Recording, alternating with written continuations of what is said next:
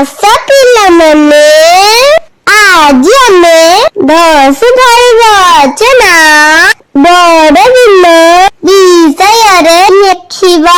ପ୍ରତ୍ୟେକ ବର୍ଷ ଡିସେମ୍ବର 25 ତାରିଖରେ ସାରା ବିଶ୍ୱରେ ବଡ଼ଦିନ ବା ଖ୍ରୀଷ୍ଟମାସ ପାଳନ କରାଯାଏ। ବଡ଼ଦିନ ଏକ ମହାନ ଦିନ ଖ୍ରୀଷ୍ଟ ଧର୍ମ ଅବଲମ୍ବୀ ମାନଙ୍କ ପାଇଁ।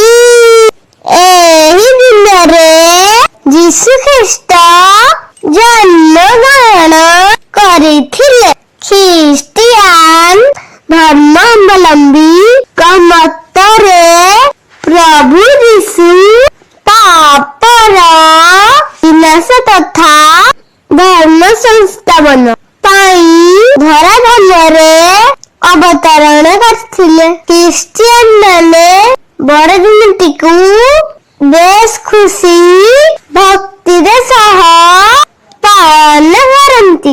ଧନୀ ଗରିବ ସମସ୍ତ ଖ୍ରୀଷ୍ଟିଆନ ବଡ଼ଦିନ ପର୍ବ ମିଳିମିଶି ଆନନ୍ଦ ସହିତ ପାଳନ କରନ୍ତି।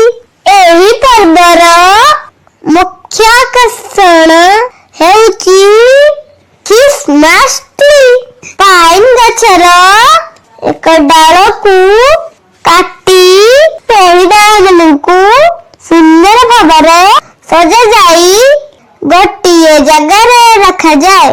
ଏହି ଦିନରେ ସମସ୍ତେ ନୂତନ ପୋଷାକ ପିନ୍ଧନ୍ତି ଓ ପ୍ରଭୁ ଯୀଶୁ ଖ୍ରୀଷ୍ଟଙ୍କୁ ପୂଜା କରନ୍ତି। ସାରା ବିଶ୍ୱରେ ଯୀଶୁ ଖ୍ରୀଷ୍ଟଙ୍କ ଜନ୍ମ ଦିବସ ଏକ ସ୍ମରଣୀୟ